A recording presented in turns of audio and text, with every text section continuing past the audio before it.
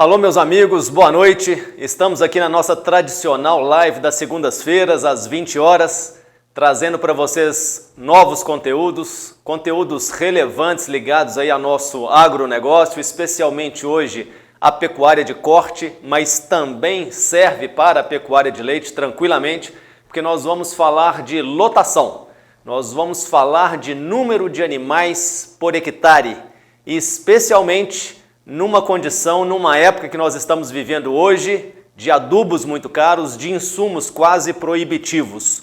Como então conseguir uma lotação, vamos dizer aí, de 4 bois por hectare sem uso do adubo? Esse vai ser o nosso tema de hoje, e vocês que chegaram aí agora, por favor, compartilhem aí com seus amigos, dê o joinha para que vocês possam receber todas as nossas notificações. E para quem não me conhece, eu sou o Ricardo Alves, engenheiro agrônomo e sou consultor técnico da Rações Futura. Estamos aqui hoje então para poder iniciar nesse tema. Vem conosco aí, vamos começar então. Vamos então mostrar para vocês aqui de antemão o panorama da pecuária de corte do Brasil. Ela é uma pecuária essencialmente de pasto. Podemos dizer que 95% da carne brasileira ela é produzida em pastagens. Quando a gente pensa na produção, no número total de arrobas, seja ela em que fase for desses animais. E as áreas de pastagem nossas são maiores que muitos países da Europa, que têm poderio econômico muito grande. Portanto, podemos dizer que o Brasil é um expoente nessa área de pecuária, tanto pela ocupação da área destinada à pecuária, quanto também pelo dado relevante que nós temos na pecuária de corte a nível mundial. Lembrando que nós somos aí o maior rebanho comercial do mundo, o maior exportador de rebanho bovino do mundo. E este gráfico aí mostra para vocês o crescimento do nosso rebanho ao longo desses anos. Nós podemos perceber que esta curva é uma curva de tendência de crescimento e que ainda não parou. Existem algumas controvérsias se por um acaso nós temos um rebanho um pouco abaixo de 200 milhões de cabeça ou um pouco acima de 200, próximo de 220, mas o fato é que nós estamos com praticamente uma cabeça bovina por cada habitante aqui do Brasil e estamos ainda num viés de crescimento, de alta. Veja que a curva tem sim uma inclinação de aceleração. Mas nós olhando aí há 30 anos atrás a nossa área de pastagem, nós vamos ver que nessas últimas 3 décadas, pessoal, nós perdemos praticamente 1 milhão de hectares de pastagem por ano. Ou seja, perdemos 30 milhões de hectares de pastagem nos últimos 30 anos, que é esta curva azul que vocês estão vendo, e que também mostra uma tendência ou um viés de reduzir cada vez mais. Ou seja, vamos ficar cada vez mais apertados para produzir esta nossa produção na pecuária de corte. E o que é que justifica, na verdade, a gente falar que o nosso rebanho está aumentando e que a área de pastagem nossa vem reduzindo? É esta curva vermelha que vocês estão vendo. Ela representa a produtividade. E quando a gente fala de produtividade na pecuária de corte, nós estamos falando de produção de arrobas por hectare ano, que não é uma unidade tão familiar. Normalmente, nossos colegas pecuaristas aí, quando conversam com outro, perguntam: e aí, colega, o que é que você produziu esse ano? Ele fala: esse ano eu produzi 500 bezerros, esse ano eu desmamei 1000 bezerros e assim por diante. Ou eu vendi tantos bois terminados nesse ano, vendi 500, vendi 1000 bois terminados esse ano. Mas a gente não vê naturalmente as pessoas falarem que produziu esse ano X número de arrobas por hectare ano. Portanto, essa seria a unidade mais factível para que a gente possa mensurar um pouco o nosso negócio e a nossa produtividade. E vejam que essa curva vermelha aí representa então a produtividade, foi ela crescendo para poder justificar a perda de áreas que nós vemos, que nós estamos tendo ao longo desses anos. E a produtividade fechada no ano passado foi em torno de 4,7 arrobas por hectare ano, que podemos entender também que ainda é um número pífio, ainda é um número muito pequeno quando a gente pensa no potencial que podemos ter em termos de produtividade nós vamos falar um pouquinho mais sobre isso daí. Então, pecuária e pastejo no Brasil representam uma relação interdependente. É o sistema que existe hoje na sua grande parte. Nós temos os resultados de confinamento, de número de cabeças abatidas por confinamento, aumentando ano após ano no Brasil, mas ainda o sistema a pasto ou a produção de arrobas a pasto é o que melhor representa, o que melhor identifica essa produção da pecuária brasileira. Agora, quando eu falo em intensificação, eu estou falando de colocar mais animais por hectare, eu estou falando em produzir mais arrobas por hectare ano, eu estou falando em produzir mais animal na mesma área. Isso, essa maneira da gente se expressar aí de intensificação, isso é moda, pessoal? Isso será que vai ser o nosso caminho? Isso tem volta, não tem? O que justifica, na verdade, a gente falar que estamos indo para uma intensificação e essa intensificação tudo indica que não vai ter volta? Eu digo que o que justifica isso são resultados. Resultados econômicos e financeiros como em qualquer outro negócio. E aí esse gráfico mostrado aí pela Antenagro no ano passado, no fechamento do lucro operacional por hectare, usando-se tecnologias de mais ou menos arroba por hectare ano, pode mostrar essas colunas aí escuras, representam o valor em reais do lucro operacional por hectare ano dos produtores medidos. A produtividade média do Brasil está em torno aí de 4,7 arrobas por hectare ano, que seria mais ou menos essa segunda coluna da esquerda para a direita que vocês estão vendo aí. Ou seja, eles tiveram em torno de R$400 de lucro operacional por hectare no ano passado. Mas vejam que à medida que a curva vai andando para a sua direita, significa produtores que têm maiores produtividades. Ou seja, produtores aí que estão num nível de 6 a 12 arrobas por hectare ano tiveram lucro aí entre R$800 e R$840. E se você for lá para a ponta do gráfico, em que produtores que estiveram entre 26 e 38 arrobas por hectare, eles chegaram a ter R$3.000 de lucro operacional por hectare ano. Isso sim é uma maneira da gente poder comparar o nosso negócio, o negócio pecuário, com outros ramos, outros segmentos do agronegócio brasileiro. É isso que vai dizer se essa pessoa vai vender a fazenda, se ela vai arrendar esta área para uma produção de eucalipto, de soja, de cana, laranja e etc., ou se ele vai vender o seu negócio. Eu preciso comparar o meu resultado por hectare na pecuária com os outros negócios que podem competir comigo no agronegócio. Então nós podemos entender que produtividade na pecuária de corte, representada por número de arrobas por hectare ano, tem uma relação direta com lucro. Ou seja, aumentei a minha produtividade, eu aumentei o meu lucro. Isso aí já pode servir para nós hoje como uma primeira grande mensagem para que a gente possa canalizar um pouco do nosso foco para onde eu tenho que caminhar, para onde que eu tenho que enxergar dentro da minha pecuária de corte. E vou aqui aproveitar um pouquinho sobre essa questão aí de conhecimento e convidá-los a participar do nosso segundo Beef and Milk Conference, que é uma conferência internacional, tanto de gado de leite quanto de gado de corte, em que no dia 8 nós teremos o Milk Day, que seria o dia do leite, e no dia 9 nós teremos o Beef Day. Vejam aí, junto ao rodapé, os endereços que nós temos, os contatos do CMC, para que você possa já reservar essa data e mais na frente nós vamos estar com vocês aí para mostrar toda a programação e como você terá acesso. Será uma conferência presencial e também online para aquelas pessoas que não puderem participar aqui presencialmente. Não percam, pessoal, a conferência. Foi muito boa no ano passado e esse ano promete ainda algo muito melhor.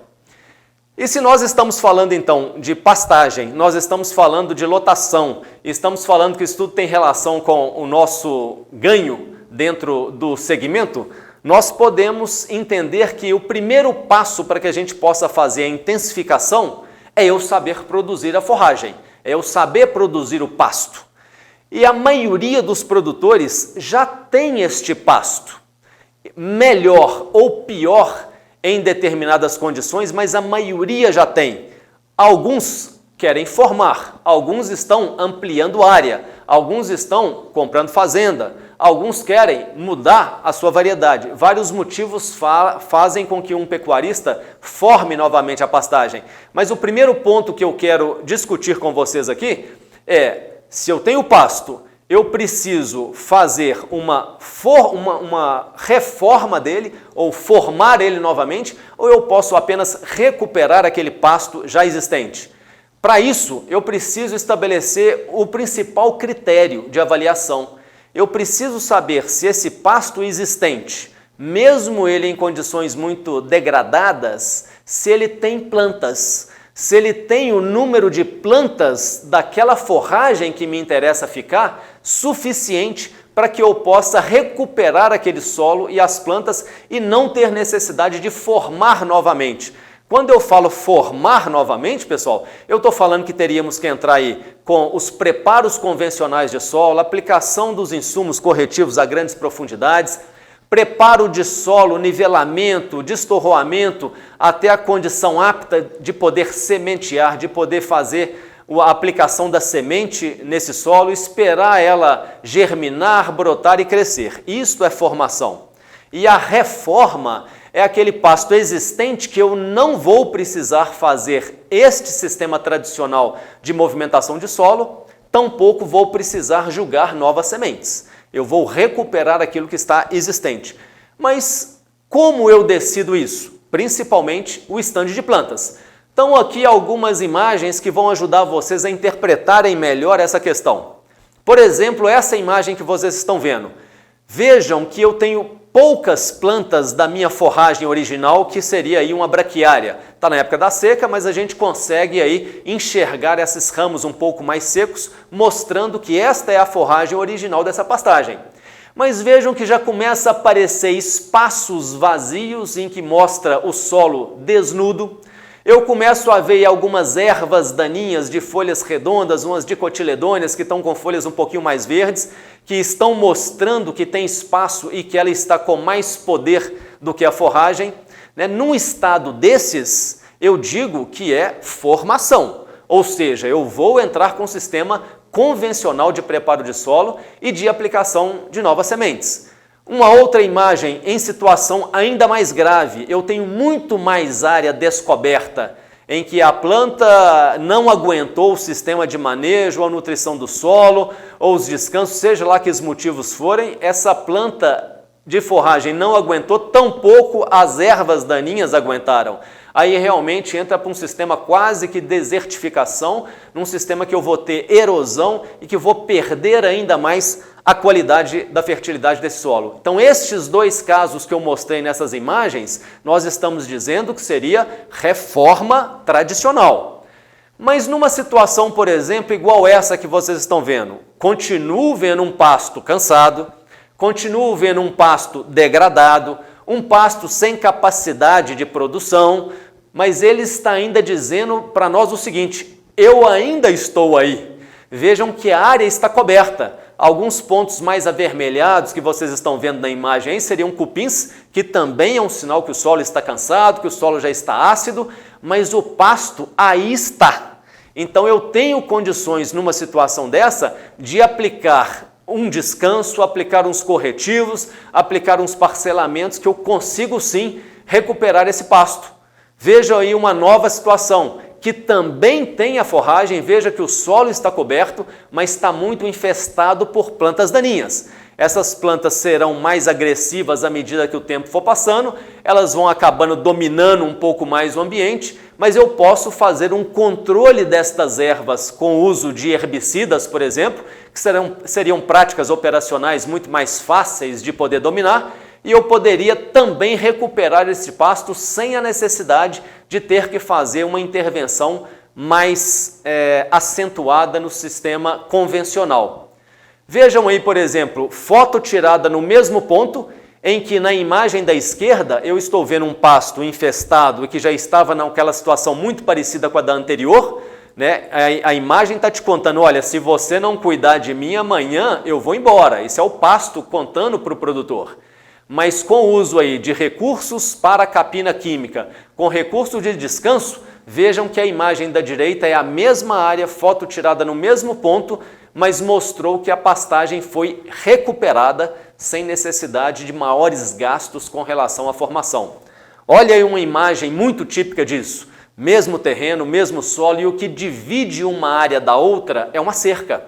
Ou seja, de um lado da esquerda eu resolvi adotar as práticas conservacionistas e de preservação do capim com um bom manejo, e na direita eu mantive o sistema convencional tradicional. Então mostra que as diferenças estão muito na atuação do homem, na atuação do pecuarista, para ele ter aquilo que seria mais conveniente quando nós estamos falando de resultados econômicos. E avançando ainda na questão da produção da forragem, nós podemos então agora pensar como produzir de forma mais intensiva, pensando com um espírito mais agrícola, como eu poderia produzir bem esta minha forragem. A primeira questão, pessoal, que nós temos que pensar é sobre a espécie forrageira. Se eu estou formando esta área, eu tenho o poder de escolher qual seria a minha variedade, ou a minha cultivar, ou a espécie de planta de capim que eu quero introduzir. E por que não pensar agora já na inter-relação com o animal? Por que não uma forragem que tenha uma boa palatabilidade? Ou seja, que o animal quer comer, que o animal tem prazer em comer, que o animal busca pelo gosto, pela atração, atratividade que ele tem por aquele capim. Esse é um grande ponto. Nós hoje temos poder de escolha de várias forragens que têm características de maior ou menor palatabilidade. Nós temos que pensar fortemente também na questão de adaptação ao ambiente. Quando a gente fala ao ambiente, nós estamos falando das características edafoclimáticas, que envolve tanto o conhecimento de solo, se são solos mais argilosos, mais arenosos, siltosos. Eu tenho também que colocar conhecimento de clima nisso daí, regime de chuvas, concentração, época que chove, quantos meses que eu tenho de seca. Isso tudo faz diferença ao escolher uma forragem. Eu também preciso saber qual categoria animal que eu vou colocar nessa forragem. Eu vou trabalhar, é uma forragem que eu vou iniciar com animais recém-desmamados, por exemplo. Animais recém-desmamados são animais ainda de porte menor. Se eu for trabalhar com pânicos, por exemplo, num sistema em que eu deixo reservar mais tempo e que o porte do capim fica mais alto, isso já não é tão indicado para um animal de porte pequeno. Talvez eu trabalhar com cultivares ou variedades de portes menores, como as braquiárias. E à medida que estes animais vão adquirindo portes maiores, eu poderia então oferecer novas situações de pastagem. Então isso tudo vocês vão conversar, obviamente, com o seu técnico, vocês vão discutir para que possam então escolher no primeiro ponto de produção de forragem aquela que for mais conveniente para o seu ambiente e também para o seu manejo e a categoria dos animais que vão ser colocados lá. Se formos pensar aí a nível de Brasil, pessoal, nós estamos falando que 80% das pastagens do Brasil são braquiárias. E as braquiárias, elas são divididas aí em várias espécies. A principal delas, a metade de todas as braquiárias existentes no Brasil são da espécie brisanta. A braquiária é o nome do gênero e a brisanta é o nome da espécie. E dentro das braquiárias brisantas ainda tem várias cultivares, que é o que nós escutamos muito falar aí, por exemplo, o marandu, MGs 4 e 5, a charaés piatã como uma das não tão difundidas, mas que também muito boas braquiárias, e depois as outras mais tradicionais, que não são tão conhecidas como as suas cultivares, mas são conhecidas pela sua espécie, como as decumbens, as rusisienses, o midícola, e dentre essas podemos dizer que compõem quase que a totalidade das braquiárias existentes nas pastagens brasileiras. Então, braquiárias é uma forragem que teve uma grande adaptabilidade no Brasil. Ela conseguiu se adaptar em diversas condições, especialmente nessas áreas nossas de cerrado, que detêm uma boa parte aí do centro-oeste, do próprio sudeste. São áreas muito grandes, cobertas com braquiárias, porque mostrou grandes resistências às nossas condições de falta de chuva e também algumas pragas e doenças. E nós temos também outros gêneros, como dos pânicos, que também vieram ocupando espaços muito importantes dentro da pecuária do Brasil, que é a chamada espécie de pânico máximo, mas nós conhecemos os nomes, na verdade, são pelas cultivares. O tradicional e antigo colonhão, esses capins em geral, pessoal, eles dão mais nas terras de maior fertilidade, quando a gente pensa em condições naturais, são capins mais exigentes, capins que dão portes maiores, são de ótima palatabilidade. Temos aí o Tanzânia, Mombaça, Tubiatã, Maasai e por aí afora. Então esses também são capins muito importantes, capins de muito boa palatabilidade, de muito boa produção, um pouco mais precoces em termos de entrada de pastejo do que as braquiárias, mas são capins também que, se deixar passar do ponto, eles dão talos mais difíceis do animal consumir quando comparado às braquiárias, quando eu deixo também passar do ponto. Então são características diferentes, não que um seja melhor do que outro, mas eles são melhores em determinadas condições de manejo do que outros. Mas dois gêneros muito importantes dentro da pecuária brasileira e que são aí os mais difundidos de todos eles quando se vai falar de formação de pastagens. E ainda falando sobre produção de forragem, o segundo ponto seria conhecer o solo. Afinal de contas, a boca da planta ela está no solo, é dali que ela vai retirar todas as suas condições para produzir, todas as suas condições de capacidade de alimentar o animal, tanto em produção quanto em qualidade. Então, muito importante nós conhecermos o solo e para isso nós temos que fazer amostragens e mandar fazer análise para que a gente possa conhecer, primeiro, a acidez ou o pH desse solo. Isso tem uma interferência muito grande na capacidade da planta de absorver determinados nutrientes e do solo disponibilizar determinados nutrientes quando ele está ácido e quando ele está corrigido. Então, esta análise é muito importante, primeiro para conhecer o ponto hidrogeniônico desse solo, que seria o pH. Nós vamos trabalhar, embora a braquiária, por exemplo, seja mais resistente a solos ácidos, se nós corrigirmos e dermos melhor condição, ela vai responder. Então ela é muito responsiva nesse sentido. Já os pânicos já precisa desde o início trabalhar em condições de pH e de fertilidade mais altos ou melhores. A fertilidade nós vamos ver especialmente o nível de fósforo, que seria um dos principais macroelementos que a planta requer. E o fósforo, especialmente nas regiões que tem um pouco de argila, e algumas regiões desse cerrado nosso tem muita argila, o fósforo tem capacidade de ficar retido no colóide de argila e não ficar disponível para as raízes puxarem.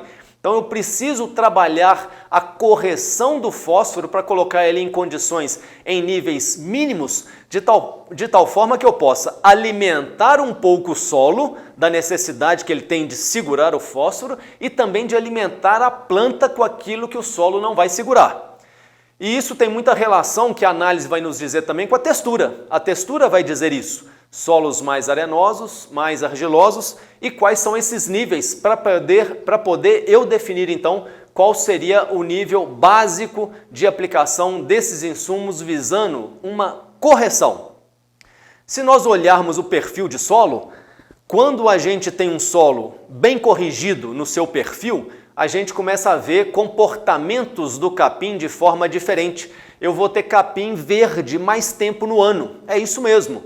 Porque eu vou ter mais capacidade das raízes descerem e das raízes buscarem uma área maior de absorção de nutrientes. Então, estes itens ligados à correção, tanto de pH quanto de fósforo, vão nos dar capacidade de ter essas plantas com crescimento de raízes melhores. E esse primeiro item aí de insumo básico, nós podemos dizer que é o calcário. Se nós tivermos que optar por algum insumo, eu vou optar primeiramente pelo calcário, se é que há necessidade de aplicar. Alguns solos não, mas a grande parte dos solos nosso brasileiro ocupados pela pecuária, eles vão sim requerer um pouco de calcário. E aí então eu vou elevar esse pH e eu vou também fazer com esta correção, com essa aplicação do calcário, o que a gente chama de neutralização do alumínio. O alumínio no solo, ele é tóxico para a planta. E ele, nos solos de cerrado, eles se mostram em altos níveis. Então isso é prejudicial à planta e o calcário vai neutralizar, ele vai combinar com esse alumínio, deixando os nutrientes mais à disposição para a planta. E calcário, podemos dizer que contém também dois macroelementos que as plantas precisam, o cálcio e o magnésio. Então eu estou visando a correção de solo, mas estou levando aí de carona também o cálcio e o magnésio. O segundo insumo, e não necessariamente será preciso, a análise que vai dizer, é a aplicação do gesso agrícola, um insumo hoje usado em grande escala que décadas atrás era considerado um lixo em algumas indústrias de fertilizantes. O gesso tem uma característica de naturalmente ser móvel no solo, então você pode aplicar ele a lanço na superfície do solo e ele tem a capacidade, mesmo que nós não usemos grades, ele tem a capacidade de penetrar no solo e levar o cálcio e o enxofre, que é outro macroelemento, a grandes profundidades. O que vai fazer então com que as raízes também vão atrás desses nutrientes, fazendo com que a planta consiga buscar umidade mais funda, fazendo com que esse pasto produza mais durante mais tempo do ano. É um pasto que vai demorar mais tempo a ficar seco quando a gente faz aplicações de gesso. E o outro macroelemento que eu comentei com vocês que nós não podemos deixar de fora é o fósforo, para tentar corrigir um pouco ou liberar um pouco daquilo que vai ficar preso no colóide de argila do solo. Então, quando eu falo de insumos básicos, eu não estou falando de adubações de cobertura, de pesadas, não. Eu estou falando aqui de insumos como se fossem corretivos de algumas partes básicas para disponibilizar nutrientes para a planta. Então tenho que pensar nestes aí como básico. E o segundo passo para intensificação dos pastos ou da produção seria o manejo dessa forragem. E para que eu possa falar um pouco de manejo, eu preciso falar um pouquinho sobre o ciclo fisiológico das forragens de clima tropical, que é o que acontece na grande parte do Brasil. Assim que começam as chuvas, eu tenho a brotação e no caso da formação eu tenho a germinação da semente e o início das brotações daquela planta, que vai estar uma planta pequena, mas essa planta pequena deste jeito, ela tem um valor nutricional muito alto. O maior valor nutricional dessas plantas estão quando ela está iniciando a sua brotação. É praticamente só folha, uma concentração muito alta de nutrientes, que é esta curva que vocês estão vendo aí da esquerda para a direita, a mais alta. Ela representa o valor nutritivo. Mas acontece que o valor nutritivo ele é inversamente proporcional à disponibilidade de matéria seca ou de material verde para os animais. Então esta curva de baixo, que começa pequena aí na sua esquerda, é a curva da produção desta forragem. Ou seja, quando ela está pequenininha, eu tenho muito baixa disponibilidade de massa para o animal consumir, mas tem uma alta concentração de nutrientes, que acaba não resolvendo o nosso problema, porque tem muita concentração de nutrientes, mas o animal não tem o que comer, porque a produção é muito baixa, não vira. À medida que o tempo vai passando, a planta está no seu estágio vegetativo, ou seja, ela está num processo de crescimento. Ela vem crescendo e ela chega num ponto aí que nós consideramos uma passagem entre o estágio vegetativo para o estágio reprodutivo. É quando essa planta vai começar a formar as suas sementes, né, e vai emitir essas sementes, ou a sua floração e futuramente as sementes para fora, que é quando a planta está madura. Esse estágio é o estágio reprodutivo e é o máximo de produção dessas forragens de clima tropical. Após isso, essa planta começa a senescer e morre, entre aspas, porque ela continua tendo vida ali na raiz, para reiniciar esse ciclo quando retomar as chuvas do verão seguinte. E quando a gente fala dessa produção muito alta, no momento em que ela está ali no estágio reprodutivo, nós estamos vendo que a curva do valor nutricional está já muito baixo. Então eu tenho massa, mas eu não tenho nutriente. Então, se eu pensar nos dois extremos dessa planta, nenhum deles atenderia às nossas demandas. Eu preciso pensar num ponto ótimo. E esse ponto ótimo é tanto em valor nutricional quanto em valor de produção de massa, que seria esse ponto aí no meio, que é considerado como período ótimo de pastejo. Mas para que eu consiga estar com os animais pastejando na grande parte do tempo, ou no máximo de tempo possível, exatamente neste ponto, eu preciso saber manejar essa pastagem. E para que isso possa acontecer, inevitavelmente, eu preciso trabalhar com pastejos rotacionados. O que seria pastejo rotacionado? Eu vou trabalhar com um lote de animais ocupando uma determinada área, uma determinada gleba por algum tempo, e depois eu vou mudar estes animais para uma nova gleba, um novo piquete, um novo pasto, e assim sucessivamente eu vou mudando estes animais de glebas até que ele chegue novamente na gleba original e esse capim naquele momento já teve uma reserva suficiente para os animais poderem encontrar um pasto com muita folha, um pasto com valor nutritivo adequado e com uma produção de massa também que justifica uma lotação maior. Este é o princípio básico quando se fala em rotação de pastagens. E quando isso acontece, pessoal, nós temos que pensar que algo muito importante para a nutrição dos animais e para o pastejo é a relação folha-haste. Esta relação, quanto mais alta for, melhor. Ou seja, quanto mais folha o animal consumir, melhor é em termos de nutrientes, em termos de disponibilidade de nutriente, em termos de palatabilidade, em termos de absorção e digestibilidade. Se eu puder, eu darei só folha, mas obviamente que a folha não vem sem a haste. Mas este manejo vai fazer com que eu tenha mais folhas em relação a talo. E algo muito importante, pouco falado na pecuária, é o tamanho do bocado. Um animal que com poucas bocadas, com poucos revolvimentos da língua buscando aquela massa de folha, quanto mais ele faz isso, mais cheio vem, melhor é para o animal, porque ele também caminha muito menos e ele perde menos energia. É um animal que vai se saciar rapidamente em termos de volume e já vai partir para a sua ruminação em descanso na sombra. Logo na sequência ele já está indo buscar um novo bocado. Então, quando eu tenho o pastejo rotacionado, os tamanhos dos bocados são maiores. E isso é positivo para o nosso manejo, para os nossos ganhos. E normalmente, se eu lotei a área dentro de uma quantidade adequada, os animais vão rebaixar todas aquelas folhas e vão deixar os talos e um pouco de folha para ajudar na rebrota seguinte. Então os animais, quando entram nesse piquete que está reservado, eles encontram também uma altura uniforme das folhas. Eu não tenho aquelas torceiras mais altas, torceiras mais baixas, e que isso dá condição para o animal escolher ou selecionar. Ali ele não tem escolha, ele pega tudo de forma uniforme, da mesma qualidade, da mesma palatabilidade.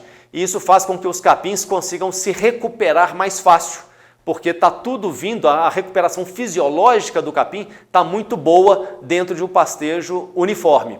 Então isso, pessoal, vai nos dar a maior produção e isso é que nos vai dar o maior aumento de lotação, que é o que nós estamos em busca nesse assunto de hoje.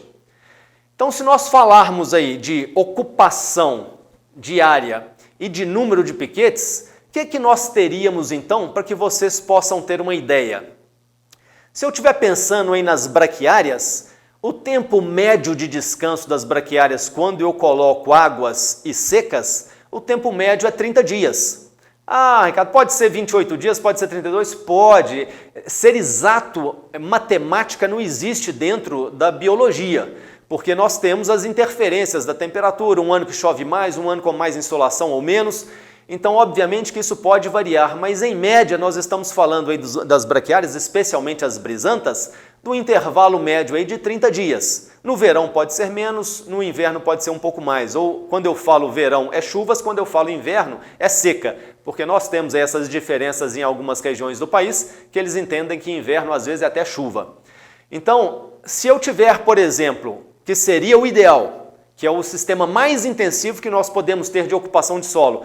Se eu tiver piquetes que eu ocupe apenas um dia em pastejo e os animais vão rodar a partir do segundo dia, eu precisaria ter 31 piquetes para que eu possa ter estes 30 dias de descanso. Então, pastejou um dia aqui no piquete, no dia seguinte foi para o segundo, no outro dia foi para o terceiro e assim sucessivamente, de tal forma que depois que eu chegar no primeiro novamente, ele ficou com 30 dias de descanso em plena recuperação fisiológica. Beleza. Ah, mas eu não quero fazer esse tanto de cerca, eu não vou fazer esse número de piquetes, por qualquer razão que seja, eu poderia fazer também um sistema que eu ocuparia 3 dias os animais em cada um dos piquetes. Para isso, para ter os 30 dias de descanso, eu deveria ter então 10 piquetes como um número adequado. E se eu for fazer uma ocupação de 6 dias em cada piquete, eu precisaria ter 6 piquetes no total. Então vejam que o número de piquetes tem uma relação direta com o número de dias de ocupação e com o número de dias de descanso. E se eu tiver num pânico com média de 24 dias de descanso, eu estou falando que se eu ocupar um dia um piquete, eu precisaria de 25 piquetes no total. Se eu ocupar 3 dias, eu precisaria de 9 piquetes. Se eu ocupar 6 dias um piquete, eu precisaria de 5 piquetes. Então existe uma correlação nisso e uma fórmula, se vocês quiserem fazer esse planejamento. Qual que é o número de piquetes que eu deveria ter dentro daquela minha manga? O número de piquetes, pessoal, é o número de dias de descanso que eu devo ter na forragem, e o seu técnico, de acordo aí com o seu manejo e a sua forragem, vai te dizer, mas nesses capins tropicais vai variar aí entre 24 e 30 dias, a não ser o Tifton, que em algumas situações existe, ele é bem mais precoce. No verão o Tifton é um capim aí de 16, 15 dias de descanso apenas, ele se come muito baixo mesmo, mas a fórmula do número de piquetes é o número de dias de descanso que eu preciso ter nessa forragem, dividido pelo número de dias de ocupação, mais 1. Esta aí é a fórmula para eu poder achar o número de piquetes que eu preciso dentro da minha área. Agora vamos pensar quais seriam as proporções que eu teria de ocupação à medida que eu vou dividindo. Isso também tem uma correlação direta, pessoal. Vamos dizer que eu sou aquele sistema tradicional, extensivo, um pasto apenas, não tem descanso, os animais ficam naquela área lá o ano inteiro.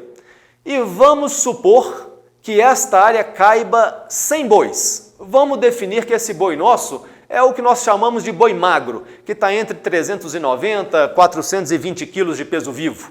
É um animal que vai estar no final da sua recria para entrar na fase da sua terminação. Então vamos considerar essa área que vocês estão vendo em amarelo aí, com esse contorno negro, é a representação de um pasto, e o 1 significa apenas uma gleba. Vamos partir do pressuposto, então, que essa gleba caiba 100 bois num sistema extensivo em que eu só tenho essa gleba que os animais estão consumindo o ano inteiro. A partir do momento que eu consigo dividir esta gleba em 2 áreas, ou seja, de uma eu passei para 2 glebas, automaticamente eu consigo colocar 10% a mais de animais. É isso mesmo, pessoal. É porque eu dei condições a pelo menos um desses pastos se recuperar suas reservas fisiológicas para que possa brotar um pouco melhor e dar um pouco mais de folha. Ou seja, eu dobrei o número de áreas de pastejo. É a mesma área total, mas agora eu estou com ela distribuída em 2 glebas. E se eu dividir estas 2 glebas em mais 2, ou seja, aquela área total agora eu tenho 4 glebas, automaticamente eu já aumentaria para 125 bois. Se formos pensar da origem de 100 bois, eu aumentei 25% a partir do momento que eu consegui 3 glebas. Aí eu já estou dizendo que é gado ocupando uma das glebas e as 3 outras em descanso. Se eu evoluir um pouco mais e redividir essa área e for para 8 pastos, eu já aumentaria para 150 bois. Se eu redividir essa área e for aí para 16 pastos, eu consigo aumentar para 175 bois. E finalmente, se eu chegar a ter um dia de ocupação só em cada piquete, o sistema mais intensivo, não digo mais intensivo, mas o sistema que a gente poderia dizer altamente intensivo, eu poderia dobrar o número de cabeças em relação à minha ocupação original, e estamos lembrando que a área é total de um tamanho só. Eu simplesmente redividi essas áreas. Vejam como é a capacidade da forragem de se recuperar e de produzir mais quando eu dou descanso. E eu também tiro dos animais aquela capacidade que eles têm de selecionar aquilo que eles querem. Quando ele seleciona, ele tenta ir sempre nas brotações mais novas e vai ficando aquela parte mais velha para trás. E aquela parte mais velha vai ficando cada vez mais velha, cada vez mais lignificada, cada vez com menos capacidade do animal ingerir e digerir e transformar aquilo em nutrientes. Então, apenas o manejo de divisões, e eu não falei de adubações de cobertura aqui, pessoal, eu estou sem adubações de cobertura, eu falei apenas daquelas correções iniciais, mas não estou falando de adubações de cobertura. Estas diferenças que eu estou mostrando para vocês de lotação é simplesmente por dar ao pasto a capacidade dele se recuperar em descanso. Muito bem? Agora, eu não vou fazer essas divisões, pessoal, com cercas convencionais, né? Eu não vou ter este gasto. Eu posso trabalhar com cercas elétricas perfeitamente. Ah, mas o meu é gado Nelore, ah, mas o meu é gado de cria. Qualquer categoria animal, nós temos condições de trabalhar com cercas elétricas e isso vai dar muito mais viabilidade, não só econômica em termos de investimento, como também de flexibilidade, se eu precisar fazer alterações nessas cercas. E se eu tiver com a cerca convencional, dificilmente eu vou mudá-la de lugar. Então vamos pensar que quando estamos falando de sistemas mais intensivos de ocupação de pasto, especialmente com divisões de áreas, nós estamos falando em fazer cercamentos com cercas elétricas. E tem, pessoal, tem ainda formas de fazer mais intensivos, que são as cercas elétricas móveis. E aí eu vou mostrar um pequeno vídeo para vocês, para que vocês possam ver algumas modalidades de operação na cerca móvel. A cerca móvel é aquela em que você vai dar aos animais a quantidade diária necessária para que ele possa consumir durante um dia. Pode ser até por 12 horas, por que não? Mas esta disponibilidade diária tem relação direta com a capacidade da natureza de produzir aquele pasto. Então, se eu estou numa época que tem ótima condição de produção, eu abro menos área. Quando eu tenho menos capacidade, eu abro mais área. Ou eu abro a mesma quantidade de área todos os dias e coloco mais ou menos cabeças. Olha aí a facilidade da operação da pessoa que trabalha com a cerca elétrica, que são fios elétricos, e que tem esses recolhedores aí que podem ficar presos no corpo do operador. Ele vai recolhendo aquilo através de manivelas. Ele pode também usar animais, cavalos, para poder distribuir as hastes, que podem ser hastes isoladoras ou podem ser hastes que contenham o isolador. Alguns utilizam aí a motoca, utilizam aí o quadriciclo, utilizam aí qualquer outra maneira móvel que ele possa de fazer isso de forma mais rápida. E vejam aí, ó, rebanho Nelore em recria, mais ou menos o tamanho desse boi magro, um animal aí de vacas com cruzamento industrial ao pé. Vejam que para todas as categorias as cercas elétricas estão lá e sendo respeitadas. Desde que eu tenha a eletricidade suficiente, a corrente, a amplitude da energia e tudo mais, eu vou ter essa cerca sendo respeitada. Eventualmente eu tenho manutenções? Sim, eventualmente tenho, como eu tenho também na cerca convencional. É comum. E ainda falando sobre o manejo de pasto e fechando um pouco esse capítulo do manejo, eu estou falando que o pasto não é só divisão. Além daquela questão das correções que eu falei, que seriam de insumos básicos, nós precisamos pensar, pessoal, que para eu intensificar e ganhar mais área também, mais ocupação, se eu tiver esterco na propriedade, dejetos, eu vou fazer uso disso na minha pastagem. Por que não? Eu não vou deixar este material orgânico e um orgânico mineral que eu ainda posso transformá-lo, eu não vou deixar de aproveitá-lo. Eu vou esparramar isso, seja na forma de chorumeira, seja seco na forma das lancer, mas enfim, eu preciso aproveitar os dejetos que eventualmente eu tenho na propriedade. Eu também preciso controlar as ervas daninhas. Elas são competição para o meu pasto. Elas competem em adubo, elas competem em luz, elas competem em água, né? Então eu preciso controlar elas também, seja da forma de roçadas, seja ela da forma química, mas as ervas daninhas não fazem parte da minha alimentação dos animais. E ainda, pessoal, pensando em um input maior de lotação, nós temos para algumas propriedades e em uso os sistemas ainda de irrigação de pastagens, que vão dar outra alavancada em relação à lotação, porque eu dou mais capacidade desses pastos produzirem quando nós não temos naturalmente as chuvas. E alguns sistemas aí até um pouco mais intensivos, usando até pivô central, já são vistos Em pivô central, normalmente se usa o pastejo rotacionado, em que a gente chama de pizza. As fatias são distribuídas em pizzas, de tal forma que eu tenho no centro do pivô a área de manejo, ali eu tenho bebedouro, eu tenho eventualmente até o curral de manejo, eu tenho o saleiro, e os animais consomem uma fatia dessa de pizza, seja lá 1, 2, 3 dias, de acordo com o planejamento de cada um, e aí eles vão rodando de tal forma que eles fazem um 360 graus até sair naquele primeiro pasto novamente. É um sistema relativamente fácil, existem maneiras que as rodas dos pivôs passam em umas pequenas aberturas ou nas cercas elétricas também sem nenhum problema, isso já tem muito conhecimento, muito domínio, mas é um sistema de alta produção, especialmente para aquelas regiões mais secas em que não tem produção de pasto porque não tem água, mas lá tem luz e temperatura. Esses sistemas vieram mostrar uma alta capacidade de produção de arroba por hectare ano. E também podem ser usados sistemas de irrigação convencional, que seriam as irrigações de malha. Aí eu mostro uns números para vocês possam ter uma referência de ocupação em diferentes sistemas de uso de solo. No sistema extensivo, pessoal, que seria aquele que a gente usa um pasto ou muito poucos pastos, esta curva azul escura mais baixa que demonstra o sistema de pastejo extensivo. Ou seja, nessas condições de pecuária do Brasil, nós estamos falando de ocupação de 0,8 UA por hectare. Nós sabemos que o UA equivale a um animal de 450 quilos. Então consigo ter ali com sal mineral linha branca, com um sistema muito sem descanso, um sistema que numa época eu tenho que deixar sobrar pasto, na outra época vai faltar um pouco de pasto, costumo ter na média 0,8 A por hectare de ocupação. A segunda curva aí já mostra o sistema mais intensivo, em que eu usei pastejos rotacionados, mas não usei irrigação.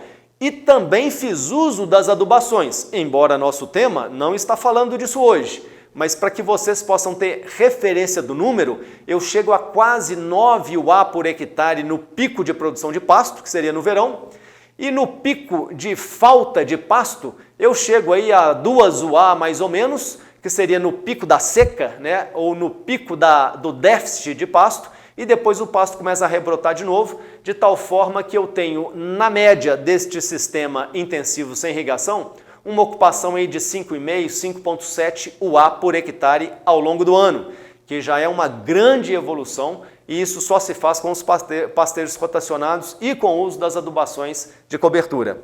E se eu quiser ir para um sistema com um upgrade um pouco maior, que seria com o uso das irrigações, eu consigo elevar esta ocupação para quase 9 UA por hectare ano. Vejam que na média destas quase 9 UA por hectare ano, pessoal, a curva ela fica mais alta o ano inteiro. O que isso mostra? Quando eu não tenho irrigação e que o meu pasto cai absurdamente em termos de produção, porque ele não consegue rebrotar, ele não consegue mais produzir na seca, na irrigação eu forneço água de tal forma que esse pasto continua em produção, ele continua em rebrota. Ele cai um pouco por falta de luz e de temperatura, mas por falta de água não. Por isso que a gente consegue elevar muito a ocupação quando se faz uso da irrigação, que não é tão difundida e que ainda tem uma representatividade um pouco pequena quando se fala em pecuária no Brasil, mas é sim uma grande ferramenta de aumento de lotação. E o terceiro passo, quando a gente fala de intensificação, o que seria? É saber suplementar os animais. Isso pode ter uma interferência absurda, ou posso dizer que talvez isso daí seja o item mais importante quando se fala em capacidade de lotação animal nas áreas. Quando eu falo de lotação, de suplementação animal, eu estou falando, pessoal, de uso de sal de linha branca, né, o uso de sais proteinados, proteinados energéticos, ração, concentrado, no sistema de baixo, médio ou alto grão, no sistema semi-confinamento, tudo isso são métodos de suplementação que eu posso usar com os animais no sistema pasto. Vamos entender um pouco em números os efeitos dessa intensificação usando suplementações em diferentes quantidades. Então vamos pensar, pessoal, que eu vou comparar os mesmos animais que estão no mesmo tipo de pastagem, mas que eu estou variando num lote de animais. Eu não vou dar suplementação mineral para eles, é 0. No outro eu vou dar uma suplementação com 0,6% do peso vivo ao dia para esses animais. E num terceiro lote eu vou dobrar essa suplementação e eu vou a 1,2% do peso vivo dos animais em termos de suplementação. Este trabalho começou com os animais praticamente com os mesmos pesos, 218 quilos em todos os 3 lotes. E os dados mais importantes que eu quero que vocês vejam. Primeiro, ganho de peso diário, que é um dos itens mais importantes quando a gente fala de pecuária de corte, o GPD, o famoso GPD ou GMD. Vejam que no lote que não houve suplementação, eles ganharam 285 gramas por cabeça dia. No lote que ganhou 0,6% do peso vivo em ração, já pulou para 770 gramas por cabeça dia de ganho. E no lote com 1,2%, isso já subiu para quase 900 gramas por cabeça dia. O que explica eu ter essas diferenças de ganho? É muito óbvio, é o efeito nutricional. Eu dei mais alimento, eu dei mais nutriente, obviamente o animal responde em ganho de peso, ou responde em ganho de carcaça, ou responde em reprodução e assim por diante. Mas é um efeito, claro, nutricional. Comi mais nutriente, ganhei mais peso. Então esse é o efeito direto nos animais que existe quando eu uso diferentes níveis de suplementação. Qual outro ponto muito importante? Vejam lá, é aquilo que nós estamos falando de tema hoje, a lotação. Em UA por hectare, vejam que o lote que não teve suplementação teve uma lotação de 4,9 UA por hectare. No segundo lote de 0,6% do peso vivo, sobe para 6,5 UA por hectare. E no lote de 1,2% do peso vivo, sobe para 9,6. Vejam que não só o GPD, mas como também a lotação, ou seja, o número de cabeças que eu consigo colocar por hectare, também aumenta proporcionalmente à medida que eu aumento a suplementação desses animais. E obviamente que juntando os dois ganhos, que é o maior impacto do negócio, eu estou falando aí de ganhar 405 quilos por hectare quando não tem suplementação, estou falando em ganhar 1.200 quando eu tenho 0,6 de suplementação e ganhar mais de 1.800 quilos por hectare quando eu tenho suplementação de 1,2. Então, no fundo, pessoal, o que nós queremos é que essa suplementação revertam em maior ganho de peso por hectare ano. E é isso que vai fazer com que nós tenhamos o menor custo de arroba ganha. E é isso que vai fazer que a gente mude os conceitos da pecuária de corte no Brasil, fazendo com que os animais, especialmente no verão, especialmente na época em que se produz naturalmente a forragem no Brasil, é que eles vão descer boi ladeira abaixo. Ou seja, eu vou ajudar este animal a ganhar peso muito mais fácil. Já tenho a forragem palatável, já tenho ela com mais folha, já tenho ela com mais palatabilidade. Por que não eu aproveitar então e ajudar a embalar este animal? É o que nós chamamos, num programa lançado pela Futura, de boi ladeira abaixo. É a forma mais fácil que eu tenho de fazer a arroba mais barata do Brasil. É suplementar este animal na época das águas. O que o conceito antigo, na verdade, fala? Eu, na seca, trato dos meus animais e nas águas é ele quem trata de mim. A gente escuta isso a todo momento. Nós estamos mudando esse conceito. Aliás, ele já mudou.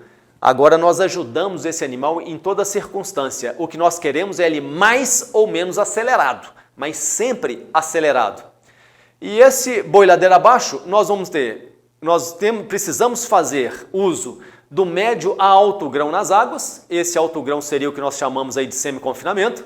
Isso naturalmente vai me dar um maior ganho de peso por cabeça dia, vai me dar naturalmente uma maior latação e isso vai fazer com que o custo da arroba ganha seja a menor dentre todas as categorias ligadas, correlacionadas com a época do ano. Boi ladeira abaixo, vocês vão ver que é uma das grandes saídas da pecuária de corte no Brasil. E falando ainda de conhecimento então, passando para vocês aqui a agenda dos nossos cursos presenciais aqui no CMC. Vejam aí, essa semana, de 10 a 12 de março, nós estamos falando aí de transferência de embriões em bovinos, uma parceria que nós temos com a grande Senat. Temos aí ainda mais para o final do mês, dias 26 e 27, diagnóstico de gestação, ultrassonografia e palpação retal em bovinos. E no mês que vem, em abril, dia 1 e dia 2, inseminação artificial com ênfase em ATF. Todos esses cursos nós temos eles de forma recorrente, sempre estamos ofertando ele para vocês. Vocês podem observar aí no rodapé da tela de vocês que está passando aí o endereço e o nome de nossos consultores que vão poder ajudar você a fazer essa inscrição. Não perca tempo, faça contato com essas pessoas e vocês já podem aproveitar ainda essa semana um curso que está aí fresquinho por acontecer. Não perca mais essa, pessoal. Seja bem-vindo. Chega para cá. E quando eu falo desses sistemas então mais intensivos e de suplementação, eu tenho que falar para vocês que produtos seriam esses, quais os perfis desses produtos que iriam enquadrar dentro desses sistemas. Bom, se eu estou naquele sistema mais conservador, mais tradicional, aquele sistema mais extensivo, né, eu vou falar com vocês que os produtos da linha branca vão atender a esse perfil de produtor, que não é aquilo que nós estamos indicando, mas estamos dizendo que temos produtos que se enquadram a isso, produtos de alta qualidade, produtos de fontes minerais de alta qualidade e de alta biodisponibilidade, que seria o que a gente chama de linha branca, que seriam os produtos com níveis diferentes de fósforo, como os níveis 40, 60, 80, 90. Temos também o FT-Fos Fertilidade, o FT-Fos, o 150 concentrado para aqueles que gostam de misturar no sal comum. Então, todos esses produtos vão atender a estes sistemas que nós estamos falando menos intensivos. São produtos prontos para uso. Já um sistema um pouco mais elevado de intensificação, mas não ainda o maior, mas que seria um sistema que poderíamos dizer de semi-intensivo, nós já estamos falando agora de produtos de mais alta qualidade e mais alto desempenho. Aí nós estamos falando de linhas de proteinados e proteinados energéticos. Então nós temos aí o Nutriáguas, que seria um dos produtos a serem usados no período das águas, o próprio nome está dizendo. Eles têm consumos superiores à linha branca, mas consumos em torno aí de 0,15% do peso vivo dos animais. Ou seja, 150 gramas para cada 100 quilos de peso vivo dos animais. O Multiproteinado 22 é um produto de transição, quando eu estou saindo das águas e entrando para o período das secas. As pastagens estão ali sementeadas, emborrachadas, sementeadas. Vou fazer uso desse produto que tem um pouquinho mais de ureia. Tem o Proteinado Arroba, que eu posso usar ele em qualquer época do ano, um produto muito versátil. Na época das águas o consumo cai um pouquinho, na época da seca ele sobe um pouquinho mais, mas produto dessa ordem de 0,15%, 0,2% do peso vivo dos animais. Proteinado AC mais energia, um produto que vai para os consumos aí de 0,3%, 0,4% do peso vivo ao dia. Para quem quer acelerar um pouco mais seus animais, conseguir o boi ladeira abaixo, já começa a entrar nesses proteinados AC mais energia. Todos esses produtos, pessoal, pronto para uso no coxo. Vai abrir o saco, despejar no coxo e os animais vão consumir de forma espontânea, natural e limitar o consumo aproximadamente nisso que eu estou dizendo para vocês. Não tem que pesar ou medir a quantidade que tem que ser colocada no coxo. É um consumo voluntário e que não deve faltar no coxo. E aí quando eu vou para os sistemas então intensivos, em que eu estou com os piquetes melhor divididos, eu vou usar também produtos de alta tecnologia e elevado desempenho. Aí já são linhas de proteinados energéticos de mais alto consumo, como também linha de concentrados. Nós não estamos mostrando tudo que temos para vocês, mas é para que vocês entendam produtos ligados a estes perfis de uso que eu estou comentando. E aí vem um produto lançado no ano passado de alta tecnologia, que seria o Proteinado Energético Turbo, que vai ter consumos de 0,7%, 0,8% do peso vivo dos animais. Temos resultados fantásticos com casos já revelados essa semana aí de ganhos de mais de 1,2 kg por dia a pasto com esse produto. Agora, recebemos aí, vamos divulgar isso para vocês dentro em breve. Temos aí produto pronto para uso no coxo também com máxima engorda. Temos o Prontogel, uma nova tecnologia lançada no ano passado, em que nós usamos um milho inteiro dentro da fábrica, sem fazer a moagem, mas que nós conseguimos, com a gelatinização do milho, fazer com que o amido fique mais disponível para os animais. Produto de alta tecnologia, exclusivo no mercado, somente a Futura tem esse produto aí. Como temos também o núcleo. O núcleo PG15 é aquele núcleo para as pessoas que têm o seu milho ou as pessoas que têm as facilidades de comprar uma carga fechada, que conseguem economizar e têm compras estratégicas do milho. Ele moe 85% desse milho, fazendo um milho moído ou fubá de milho, e vai misturar com 15% do núcleo. Esta mistura ele pode usar como semi-confinamento, ele pode medir a quantidade que vai ser colocada por alimento, por animal, por dia. Isso tudo vai entrar dentro deste manejo de médio ou alto grão e que vai mudar as diferenças tanto de ganho dos animais quanto também as diferenças de lotação animal. Então, produto não falta, existe uma gama de produtos e você vai fazer contato aí com o seu revendedor mais próximo que tem competência não só comercial, mas técnica para poder te mostrar dentro de portfólio aquilo que mais vai se adequar ao seu caso. Ele vai fazer uma visita, ele vai conhecer suas pastagens, vai conhecer seus animais, vai ver qual é o seu objetivo e vai te ajudar nessa melhor estratégia de resultado. E aí, mostrando então este sistema de manejo com as devidas lotações, que eu estou combinando não só número de piquetes como número de dias de ocupação, como também com o sistema de suplementação. Estes dois sistemas casados, eles vão ter um grande impacto na lotação desses nossos pastos. E se eu for pensar num sistema extensivo, um sistema mais conservador, e que eu tenho apenas um piquete, que é aquilo que eu mostrei nos slides anteriores, a ocupação desse pasto eu posso dizer que ela é permanente, né? Ele não tem descanso. Os animais ficam constantemente dentro desse pasto. Que suplementação eu vou usar? Posso usar o sal linha branca, sal mineral linha branca, que é esse que diferencia pelo nível de fósforo. Nós ainda temos alguns deles com alguns outros aditivos. Mas a lotação média num pasto desse em termos de boi por hectare, lembrando que esse boi é um boi em torno de 400 quilos de peso vivo, eu vou ter um boi por hectare na média, menos de uma UA por hectare. E olhe lá, hein, pessoal, isso não pode ser um pasto tão ruim não. Mas se eu subir um pouco o meu sistema de manejo, indo para um semi-intensivo, em que eu vou ter aí 10 piquetes na minha fazenda, vou ter ocupação de 3 dias em cada piquete. Então, 3 dias de ocupação vezes 9 piquetes, que é um a menos do que o total, eu vou ter 27 dias de descanso para retornar nesse pasto, que está ótimo, pessoal, na maioria das nossas forragens do Brasil. 27 dias de descanso, eu tenho uma tremenda de uma produção. Então, num sistema semi-intensivo, 10 piquetes, 3 dias de ocupação em cada um desses piquetes, usando aí um proteinado de consumo aproximadamente de 0,3% do peso vivo ao dia, que pode ser o proteinado que nós mostramos logo ali atrás, um energético.